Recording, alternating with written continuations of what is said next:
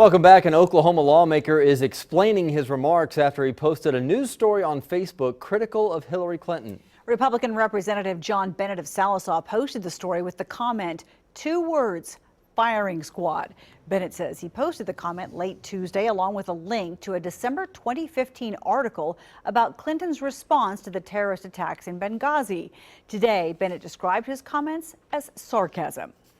Decision 2016 brought a number of presidential candidates to Oklahoma. We covered stops by Ben Carson and Marco Rubio, as well as Oklahoma primary winners Ted Cruz and Bernie Sanders. And we also reported on visits from the eventual nominees, Hillary Clinton and Donald Trump. Now, the latest polls are showing the race for the White House may be a nail-biter. Hillary Clinton's comfortable lead over Donald Trump is narrowing. Tonight, Clinton is pressuring Trump in Nevada and Arizona, while Trump spent his day trying to secure his slight lead in Florida. Here's Brian Moore.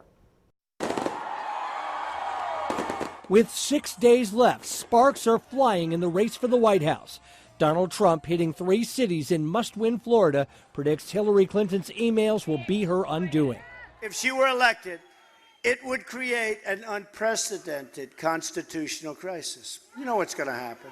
And in all fairness, we went through it with her husband. He was impeached. Clinton asking Las Vegas to consider what a Trump White House might look like. We just have to look at everything he has said and done in his career and in this campaign.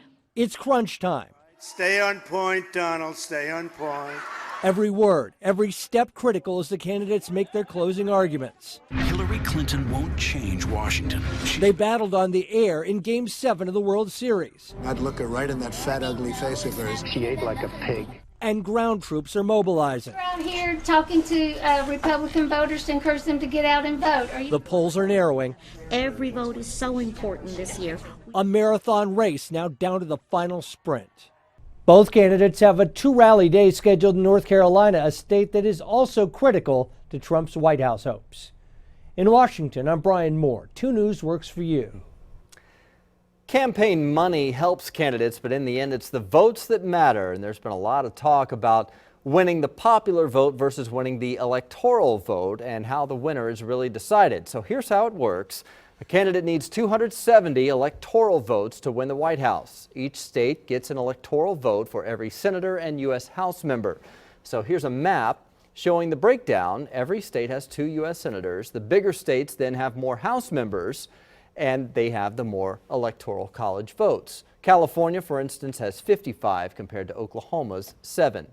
Something else to keep in mind, if a candidate wins the popular vote, they don't automatically win the election. Back in 2000, Al Gore had more actual votes across the country, but George W. Bush won because he took the bigger states with the more electoral votes.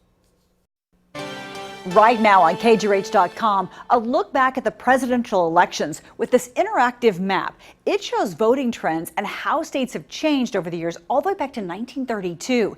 That year, Franklin D. Roosevelt won the election with 523 electoral votes, so there was a lot of blue on the map.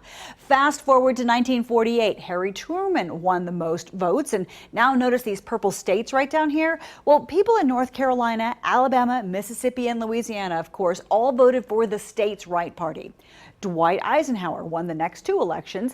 In 1960, John F. Kennedy won against Richard Nixon. Kennedy won despite 2 states, Alabama and Mississippi, not pledging their electoral votes to a candidate. In 1964, Lyndon Johnson won 486 electoral votes. Nixon won the following presidential election, even though a third-party candidate won 5 of the states. To dig into more of these results and all of the election ballot issues, just visit our website.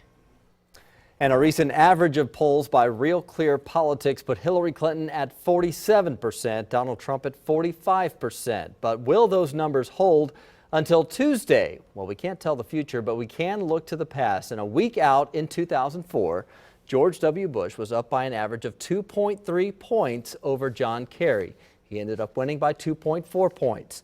At the same time, in 2008, polls showed Barack Obama leading John McCain by 6.7 points, a half point less than Obama's actual margin of victory. And then 4 years ago, Obama led Mitt Romney by 0.8 of a point, with a week left before being reelected by 3.9%. So if the past is a clue for this election, Don't expect Clinton to lose her lead this late in the game, especially as polling experts correct for their significant understatement of Obama's 2012 win. Well, when you talk to just about anyone these days, they'll probably tell you they are sick of this election. Channel your stress into something productive. Next on 2 Works For You Decision 2016.